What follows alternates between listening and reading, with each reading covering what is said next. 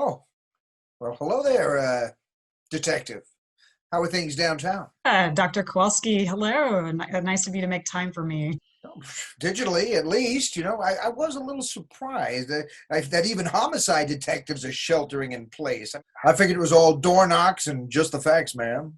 Well, we can't always socially distance the way we'd like, but hell, I'll take telecommuting any day. So let's get to it, shall we? Of course. So you saw the links I emailed. I did. I've seen those links, a lot of them before in my research, and to be honest, it's hard to separate the BS from the useful with all the prank and spoof videos. Yeah, you got your hokey toke talk vids, also the convincing fakes. And the actual deaths. Yeah, this epidemic is really disturbing. And I can only help but think this could only happen in this era where snuff films have suddenly become part of daily life and TV newscasts. Right, and the social media platforms, they can't keep up with the videos to ban them or take them down. People staying home more than ever, and we're on these platforms all day long. We're obsessing over this snuff meme, for lack of a better word. It's really disgusting. A woman live streaming, dozens of people watching.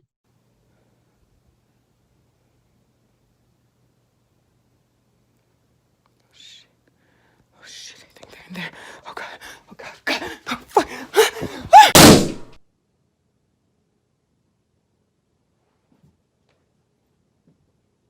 And yet we cannot stop looking. I mean, I've developed a certain selective apathy to this job. You know how some people can't stop rubbernecking at a car accident?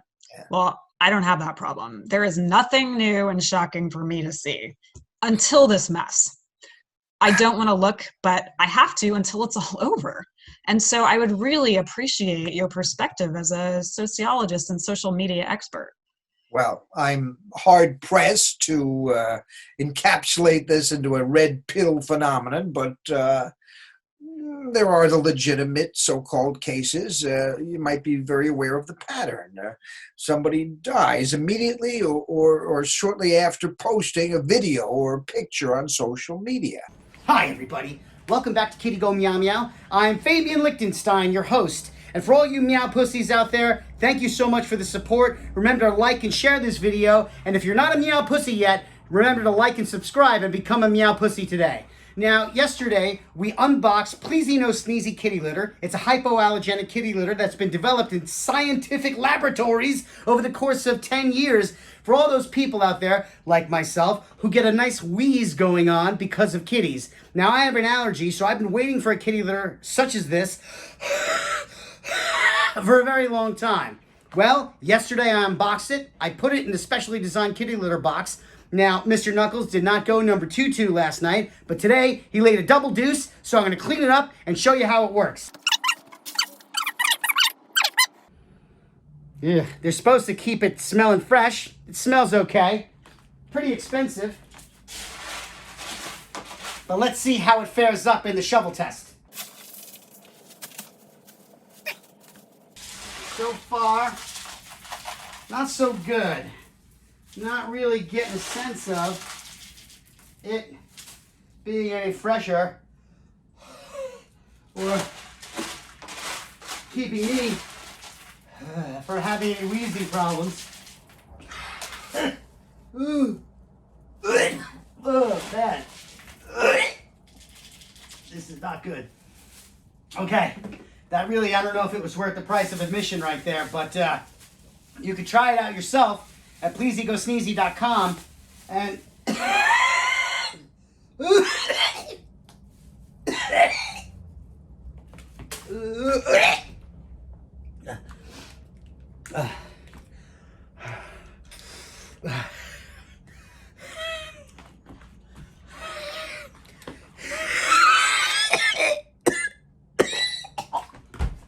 And perhaps not at first, but eventually, somebody notices the dark figure lurking in the background.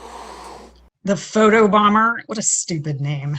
Well, this is how memes work. Simplifying complex information into handy, portable units, okay? It's evolutionary, it's viral, but not necessarily the truth. I can't imagine Richard Dawkins would have foreseen any of this when he first coined the term. Okay, let's talk brass tacks, Doctor. I mean, what the actual hell? They can't all be pranks and copycats, right? There was that woman in Houston who snaps a selfie in her new mask, posts it to her Instafam, steps off a curb, and wham, is taken out by a commuter playing on her phone. So this is tragic, but hardly rare, right? And suddenly, somebody notices in the background that it's just too crazy a coincidence. There cannot be whack jobs lurking around in costumes unnoticed, hoping to be and soon to be deceased people's pigs. All right, so I don't know if you go in for urban legends, but there's one I definitely favor on Redlit. More of an urban rumor at this point because it's so new, okay? But it ties into traditional folklore, so it checks 2 boxes for me. Okay. It's in the last video I sent you. Hello, friend. You would like to know the possible origin of the photobomber. Hello guys, it's been 3 hours of my hike down the river. It's been a really beautiful day. I'm supposed to be meeting a friend on the other side, so it shouldn't be too bad. I don't know if my camera's picking that up, but there's something. It's probably an animal. Jesus fucking Christ.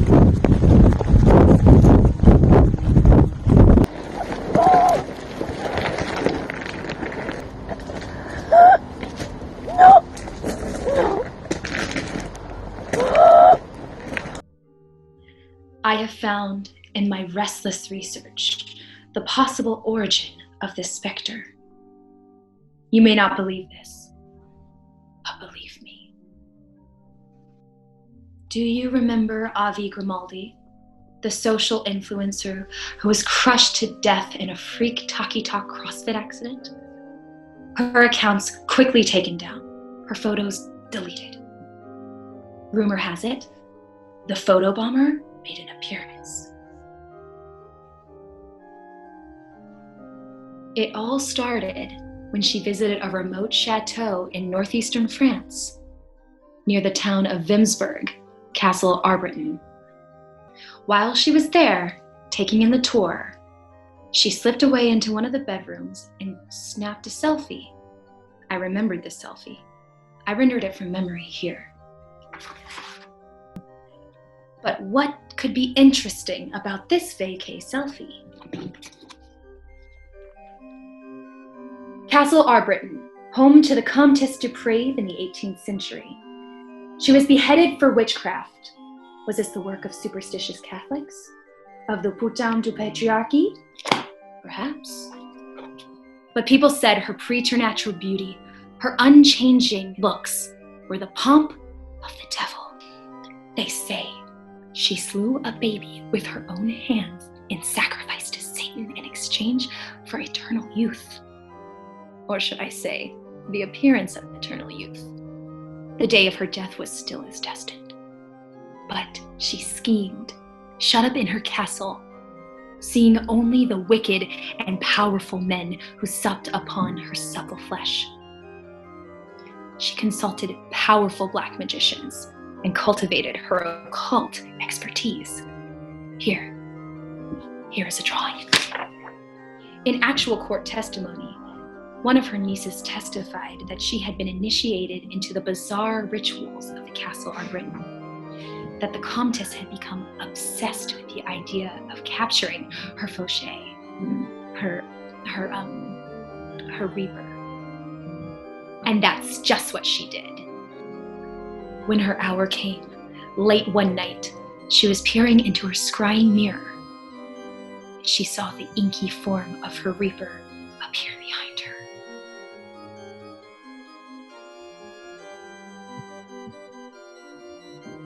Using a spell lost to history, crafted with unknown magic, she was able to bind and cast her reaper into her mirror, trapped forever. Or so she thought. More on that in a second. But she could not forestall the inevitable forever. Even her powerful friends weren't able to hide the fact that she was an aged woman with the body and face of a 30-year-old. Finally, the magistrate was forced to acknowledge the diabolical rumors of the castle of unexplained graves. And, at last, she was tried, found guilty, and beheaded. They said when her head finally hit the ground, it instantly aged, turning to a syphilitic crow. Which doesn't even make any damn sense. Okay, I'm going to play along with you for half a second. Let's say she did trap her reaper. Then why did she die when she was executed? Now that is a really interesting wrinkle on this whole thing, okay? According to lore, there is not simply one reaper, but legions, okay? People who die, natural deaths, free from egregious mortal sin, well, they simply gravitate toward purgatory, protected from the agents of hell. But the ones guilty of the 7 deadly sins, that they're guilty, their souls, they are claimed at death by a reaper who conducts them to a part of hell particular to their greatest sin. All right? Have you ever seen a Bosch painting? Yeah, I know. Cauldrons, bird people, flowers coming out of the butt. You know, I follow the classical art memes page too. Well, anyway, so her theory about the bomber. So you see, friends, she had escaped one Reaper of Pride once at the time of her natural death. But in doing so, she was only forestalling the inevitable, because she thought she could cheat God and Satan. And if there's one thing that those guys agree on, it's not letting mortals cheat the system. So, friend, what of this specter in the mirror? Imagine this. For damn near 3 centuries, this Reaper is trapped in this mirror by the Comtess's magic, until the social influ bitcher shows up and flashes the eye of her phone into the mirror. And in that instant, she captures herself for posterity. The Reaper escapes. Think about it. This Reaper of Pride channeled from a magic mirror through a camera onto social media. The narcissism rampant everywhere on these networks. Those envious of likes and shares and sponsors, cavorting and splashing their bikini bodies all over the magic mirrors in all of our hands. Could it be? Anyway, if you like this content, please like, subscribe, and comment below. So that's how the story goes. Somehow, some way, the Reaper got zapped into her smartphone and was sent across the internet, where it now appears in people's selfies moments before they die. What do you think? I mean, I know, it's ridiculous. I just couldn't help myself. I love this theory so much because it pulls together such amazing disparate threads. And you called the right man, because I am the master of the obscure. no offense, but I think absurd might be a better word. Okay, all right, absurd. You are right, but amazing. Oh, no, I'm wasting your time, Doctor. Well, no need to take that tone. I mean, after all, I'm trying to help you. Okay. I was thinking you my No. I'm going to be really frank with you. Oh, please. I appreciate your enthusiasm and your acumen, but I have to be very selective about the information that I absorb. Okay? Otherwise, I could just wander onto any corner of Van Nuys Boulevard and have any grizzled graybeard with steel reserve on his breath just rant and rave about how the coronavirus was made in a lab so that we could all be vaccinated with microchips. Really? Right? It's more clinical than useful. Okay. I was trying to have a little fun with you, all right, detective? But since you want to get so to the point, I'll clue you in. Pearls before swine. What was that? I'm sorry. I'm looking for a screenshot to send you. It's on my desktop. Where is that thing? What the hell is it? Yeah, I'm getting to it. What the? Now, just give me a minute. Oh my God, doctor! Oh my God, behind you! What? What's behind? No, behind you! Ah! Oh! You okay? Ah! Doctor! Ah! Doctor! My heart! My heart! 911! 911! Oh!